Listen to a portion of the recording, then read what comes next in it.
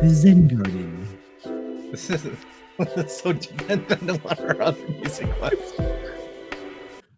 I didn't hear what you said. Hello, everybody. Today is September 19th, Tuesday, and you're listening to the Daily AI Show live on all the major channels, including LinkedIn and YouTube and TikTok. So today we are talking, what are we talking about, guys, today? We're talking about investing in AI. Is this the next .com big up and big down? Are we about to crash from all these companies that are getting all this money and these seed rounds and these big billion-dollar checks from Microsoft and whatnot, and then it's deja vu all over again? They're all going to just crash and everything. Is that what's going to happen? I guess that's what we're going to talk about today. So, who's got a hot take on this one? Investing in AI. I'm not going to say a hot take, but I just want to warn everybody who's watching or listening.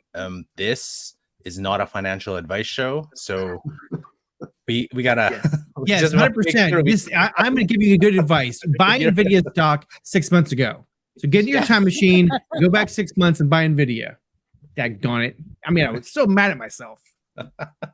Anyway, so so not financial. Obviously, we're not claiming to be financial advice, and so we can't predict which companies are going to be going crazy and whatnot. But what you're constantly seeing, almost every week, you're seeing partnerships. Like I was listening to the Marketing AI Show podcast, and they were talking about all the enterprise, getting in bed with each other, like Ernst & Young getting in bed with I forget who it was. I think it's OpenAI, BSG or BCG getting in bed with Anthropic, Cohere getting in bed with some other companies. So I think it's Deloitte. So what they're doing, basically, these big enterprise consulting firms are getting in bed with a lot of these big AI firms. And there was one out of, was it India? $100 million was given to Anthropic just so they could build a model for them. So I think you're seeing these big enterprise companies trying to partner with these big language model companies to try to get ahead of their enterprise use cases, which I'm not sure what that means for everybody, but they're getting flooded with money, right? And it's going to, again, I love this because it means that the big dogs are getting lots of opportunity. Big dogs meaning like Coke or Pepsi. Those big enterprise companies are probably in talks with a lot of these language model companies to see how they can upscale their organization. But who's being left in the fodder is those small, medium-sized businesses who are too small for Deloitte and BSG and all that people in EY. And I think that's great for companies like that we work for or that we consult for. So at any rate, whatever thoughts y'all have. I'll say this is a very disruptive and transformational era that we're living in because of AI. And I think for the long term, you can't lose by buying quality companies that are investing heavily in AI. The idea that a company like OpenAI, for example, would be so disruptive that it might put a big dent in Google's future, I think is proving, based on the discussion we had just yesterday about how Google's search generative experience is actually changing the experience of people using Google and in a positive way. I think that portends that the bigger companies, the ones that have the ballast to survive through a transformative period, are the ones that are going to benefit. And that's what investment advisors that I'm not a big investor and I don't follow them carefully, but the ones that I do read are basically saying, hey, buy Microsoft, buy Google, buy Meta. And that's what they've been saying for years anyway. So it's not like it's going to transform the investment landscape, but it is definitely going to cause some turbulence. There will be winners and losers, as there always are. Let me just say this about the smaller scale players, the ones that are emerging and the opportunities that are presented there. I think it's really too early to say which one of those will be big winners. There are a few that are, definitely, surfacing, but there can be such a big shift that happens as a result of, just some small change in feature set or distribution power that you can't really predict that, oh, this particular small company is going to be a big winner on the landscape. About 6 months ago, I might have said, look, all these companies have these incredible opportunities to build around a system stack that's going to deliver enterprise chatbots to every company in the world, small and large, and there's many of them. But all of that can be seconded instantly by the delivery of a novel interface. And we just talked about this one yesterday, harpa.ai, which puts a wide range of the things that you can deliver in a chatbot right in your browser. And what a perfect, like disruption of the whole idea of the UI, UX of a chatbot, to instead put it right in your browser like a browser bar. So it's too early, too soon. But looking again at the long term, if you were to buy a diversified basket, like different layers of the stack of all the components of the AI architecture that's starting to emerge, if you were to buy a piece of that, including the chip manufacturers, including the go upstream from that to the ones who are developing the support for the silicon that are being included in NVIDIA and AMD devices and Taiwan Semiconductor, and then you go to the major players who are delivering AI. If you bought a basket of those, I think that's probably a better return in the long term. And I'm old enough to say the long term for me is 10 years, not 50 years.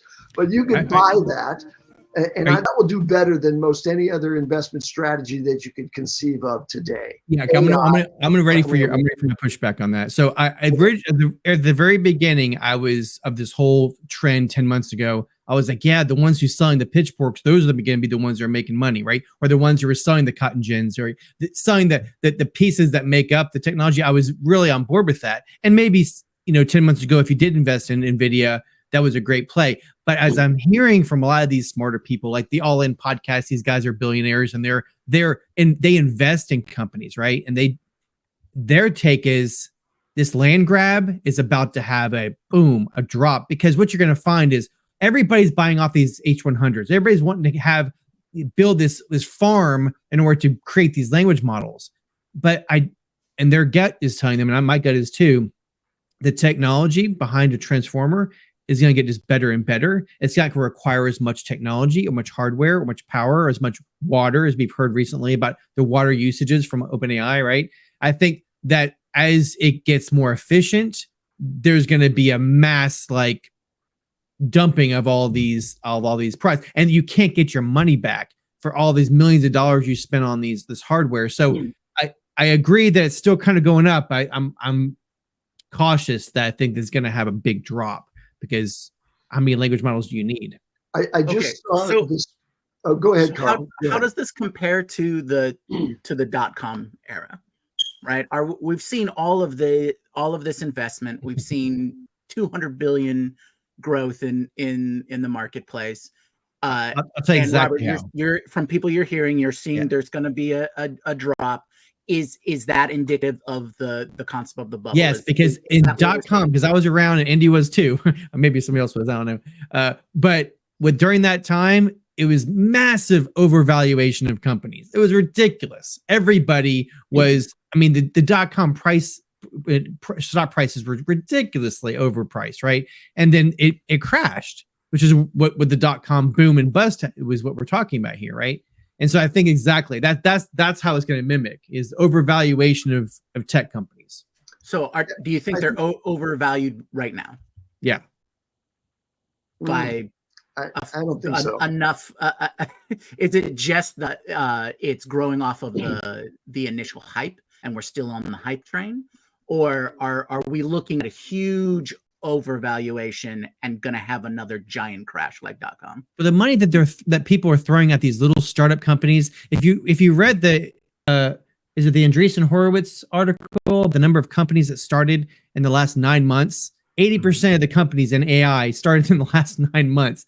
What does that tell you about what's going on in the sector, right? People are throwing money at these companies. overvaluating three guys in a basement, right? I just don't think there's money there. Well, would you even consider those actually AI companies? Yeah, right. they're calling How do we AI define company. an AI company? Just plugging into ChatGPT is an AI company, or are we talking about AI development? I think that's a good point, Junmi. I think that's a good point. That's a good distinction. Very superficial involvement with AI, although it's in the AI market space. Right. But so hold on a second. I think I want to one point there, and to just back up Robert a bit. Y Combinator's latest batch of startups, I believe 60% of the group were all around artificial intelligence. So yes, from a actual startup, like everybody wants their, is coming up with ideas for what it is, and I do like, but we all know the tools that we're using, which is essentially a logo. What 95% of them won't be there in 3, 6, 12 months. It's that we know that. We know that they're like, oh, there's a bunch of them that are wrappers. But I do want to point out there, I think like it isn't just when we talk about AI investing, it isn't just investing in companies that create AI.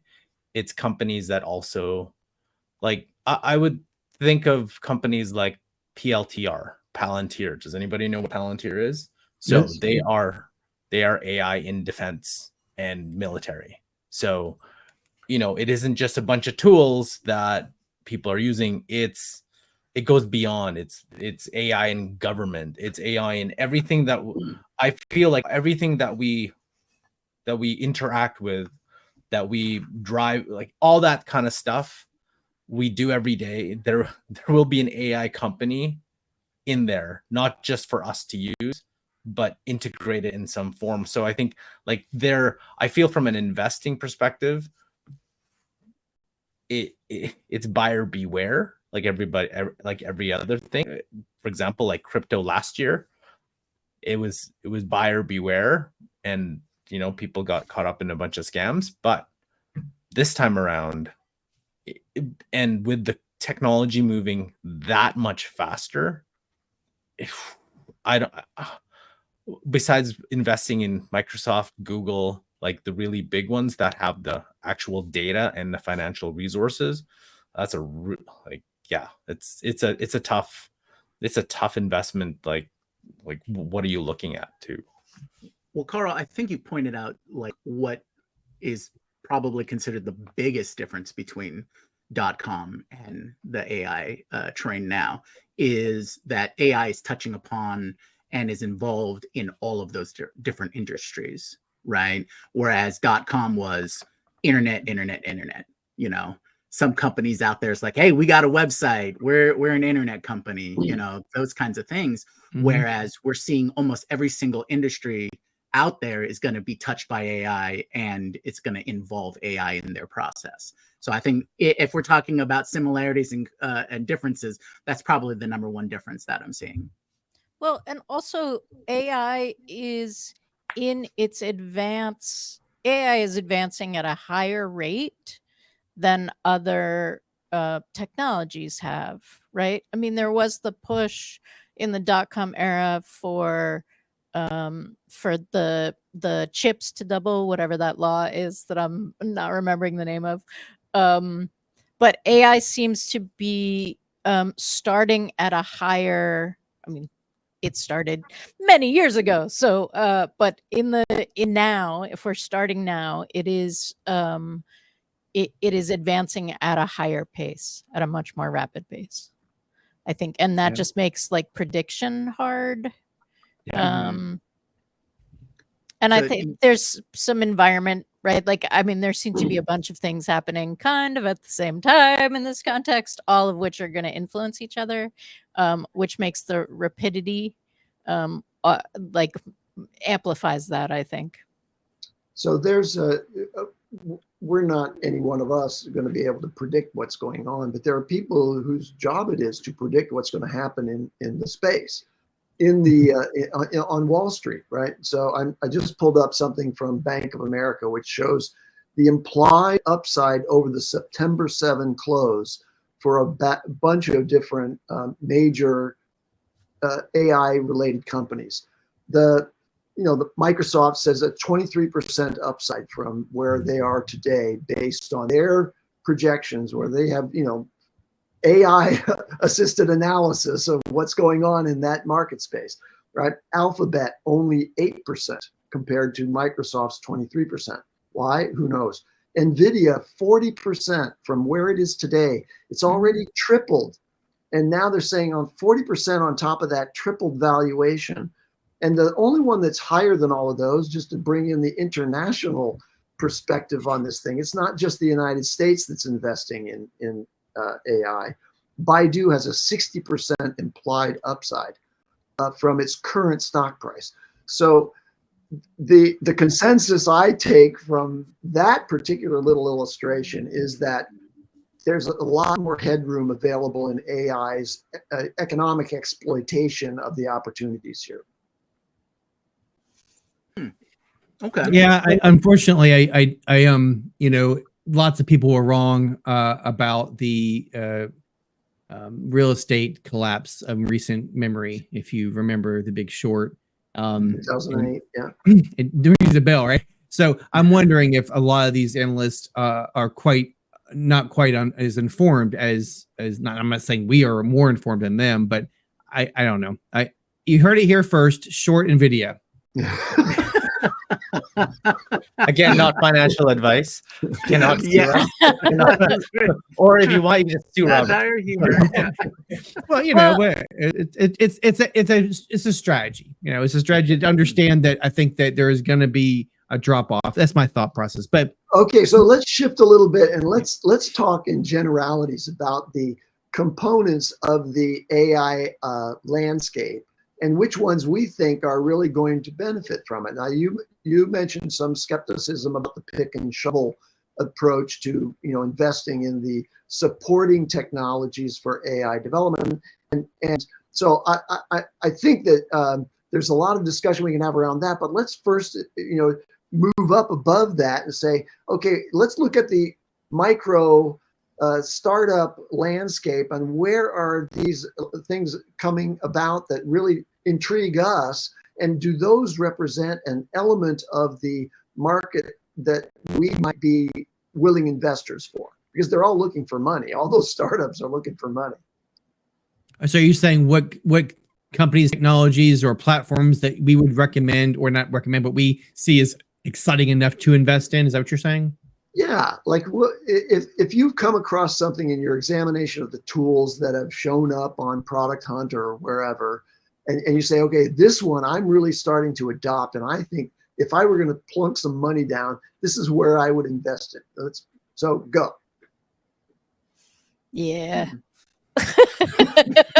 Well, you're asking a question that's really, I think, why earlier this year there was no money in VC. Nobody was spending money because they're so unknown. And I think that where I'm at right now is there's so many companies coming out of the woodwork that are going to be gobbled up by other companies or made redundant because of other integrations with the larger companies that I don't feel comfortable. I wouldn't, even though I like feel better or whatever, AI platform. Unfortunately, I don't see a moat strong enough to be resilient against the larger ships that sail. Just as an informational question, if you invest in a company that gets gobbled up, to benefit as an investor in a way that obviously you don't if there's just a redundancy and big dog says, oh, I made that too, and so no, you do it. So that's a savvy investment or a risk that might pay off. Well, they're acquired, yes. Gobbled up means their market share is a whole different thing. Yeah, no, I'm acquired. Yeah, acquired. Yeah. Usually, if you are an investor in the company, and I'm not talking about publicly traded or anything like that, then the return upon the acquisition is when you check in your equity and get a benefit from it. So a lot of investors are looking for what your exit strategy is. and what that runway is, So, or what that roadmap the is. question brings me another topic, Andy, if I may. So at WSL, we have something called AI Labs that we've created, and the whole point of it is to analyze and evaluate companies that we want to bring into our network that our owners can use and that provide AI products, right? And it's a very sophisticated way of evaluating the companies. And one of the key elements is, how are you funded?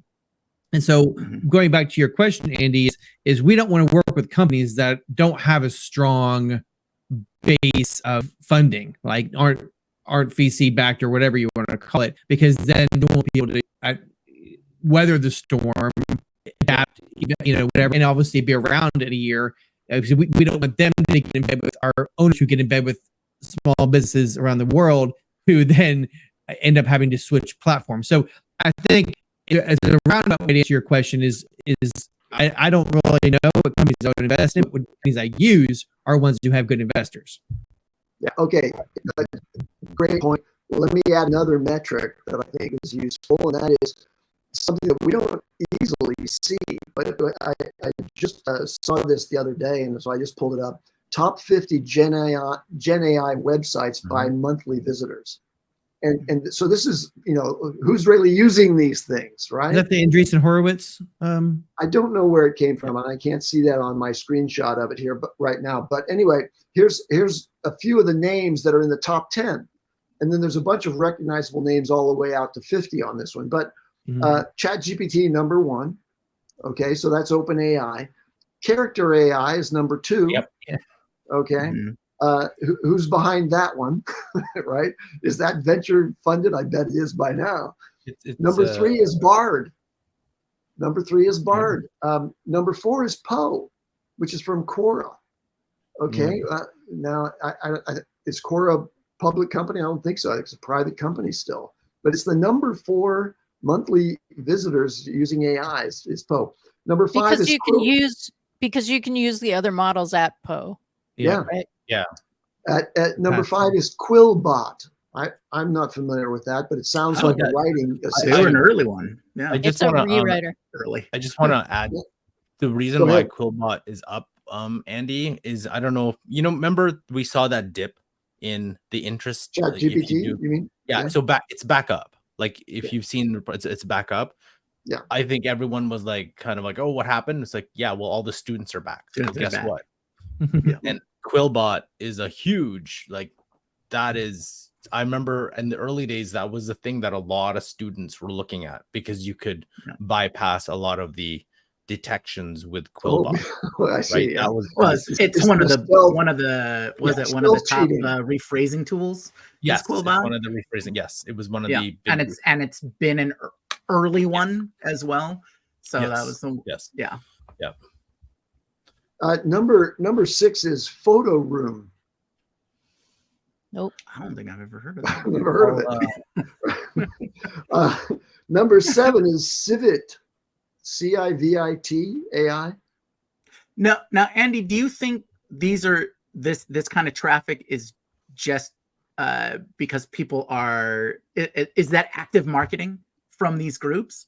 No, I mean, for things like OpenAI and everything, we're seeing organic stuff. But there you go. That's the chart. Go back up a little bit.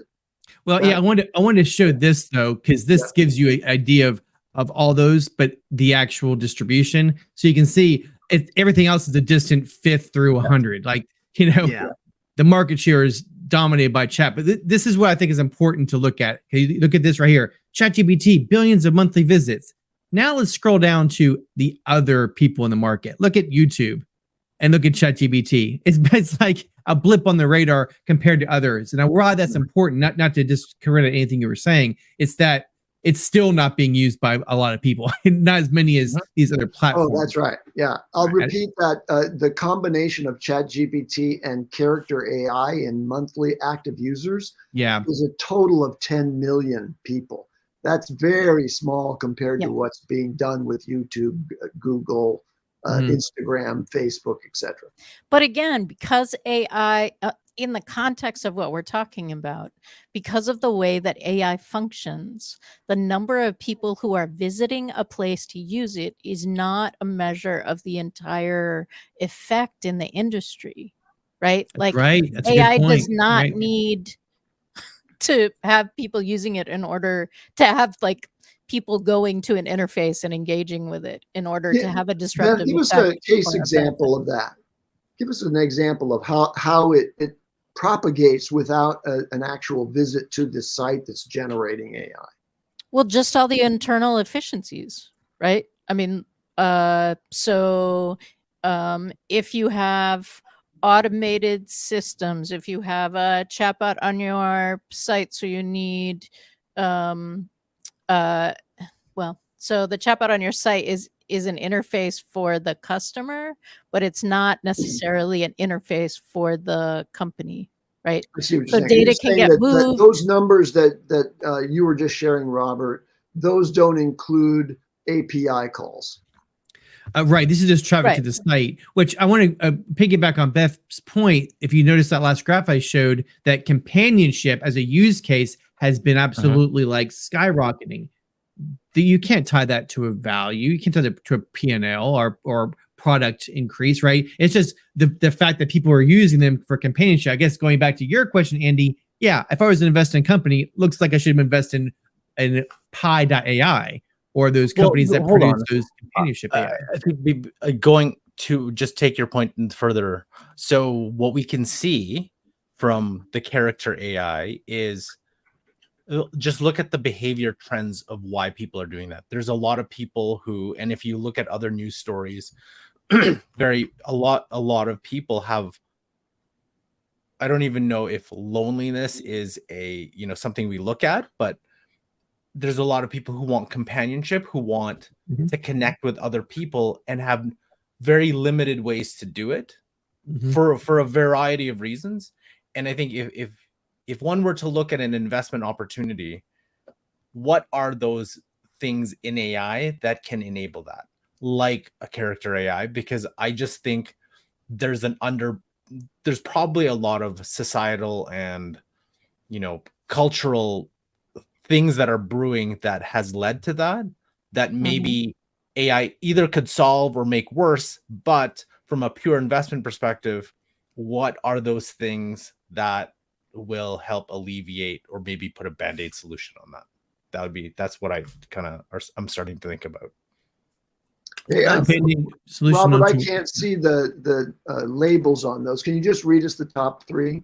Yeah, so basically this is showing you that companionship is 45 times more than some others as far as use case or uses. So companion chat, writing, presentations, prosumer, writing for prosumer, writing for consumer, but all the others are distance. I wonder 10. What gets included in companionship, because character AI, the number one by 10x, the number one is a chat assistant, right? Which is not really companionship.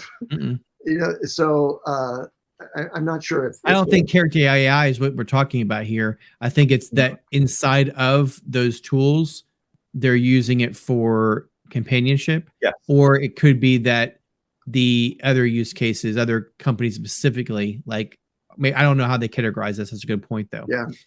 How do you split out chat and companionship? Right. Well, because the solution. This is probably a great opportunity to wrap up with our final point for the day. I'm going to put TLDR on Jamie's grave. At some future, do some future site. So let's do the TLDR. What's the one thing that we're going to see in investment point of view, we're going to see in the AI landscape? Go. NVIDIA bet on itself in August, and I think that's going to turn out to be a good bet. But what's going to be a good bet? I'm sorry. NVIDIA, they bet on themselves. They bought back stuff. 12 billion buybacks, and they have a company culture of asking their customers what they want. So I think in the short term, but that's not a hot take. That's how we open the show. Yeah. So I'm not going to double down on my hot take from previous. I'm going to jump to another because I am a card carrying holder of the Apple fanboy group. So I fully believe that Ajax, which is the language model that Apple's putting together, is going to be something that nobody else is doing. And specifically, these lovely phones, although the Fight 15 was worthless update, I believe that because they are... It's not worthless. What kind of fanboy are you? I've been waiting for you, PC. I'm an honest one. It's like I reward my team when they do well. They didn't do well this past week. So what I'm trying to say is the iPhone, because of the methodology of Apple, is they're not into the cloud thing.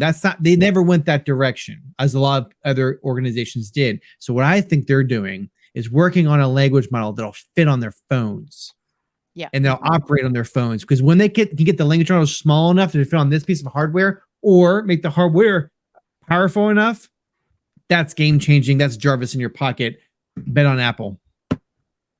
So like one thing I want to, LLM. Yeah, well, no, 100% agree with Robert on that, because they're gonna do something that they won't even say it's AI. It's whatever, the term is, and it's just ideally supposed to just work. One thing I wanted to look at, if anyone looking at opportunities, is more of, I also want to take a look at the peripheral of what are the new companies that are going to rise that are leveraging all the tools today. And I think I've heard this on the All In podcast, where those companies are teams of 5, 10, 15, not teams of 500, 1,000. And they can do it more. So maybe start looking at what are the new ones that are going to arise because of the capabilities that they can do now. I think that's kind of where I'm looking at. I don't know, I don't have a definitive way to find that, but it's just to me, that's how companies are going to be, all the VC funded ones that's where they're going to start looking as, hey, you can cut all this overhead costs. What can you do now with all the tools available for you? My simple two recommendations. One is, if you have any money to invest, make sure that you have some of the major players who are going to benefit from AI in your portfolio. The second one is, there are a lot of companies that are going to be laggards when it comes to developing the capabilities that are necessary to incorporate AI into their business models. And there will be small teams, as Carl points out, who will create a competitive alternative to that that's going to be inherently lower cost. So short the laggards. Identify them first. I don't know how to do that, but well, they start with N and end NVIDIA. I just want to quickly say, take a look at the AI solutions, or the AI companies coming up with solutions for the boring problems. I think that's where it's going to be a little different, right? Just solve whatever's going to solve the boring problems. It's not flashy, it's not big splash like all these other companies. Well, look for those companies that are solving the boring problems, and that's, I think, will be the most successful. And I'm sorry, and I'll have to piggyback on that and do a +1 at TLDR, is companies that are already in business. So the SaaS companies like Salesforce or HubSpot or whatever that are actually investing in AI, then those are great, because they have the opportunity to capture their existing user base and give them products that are AI powered. So those are companies to follow too. The ones that are sitting on the sidelines, to your point, Jimmy, shot for those that are laggards, or Andy's point. All right. So today was a great, heated, energetic episode of the Daily AI Show. Stick with us. See you tomorrow. And I don't know how to click the buttons. Anyway, where is it? This is the greatest closing ever. Brian, we miss you. Where's Brian when you need him? Splash screen. There we go. Music. See ya.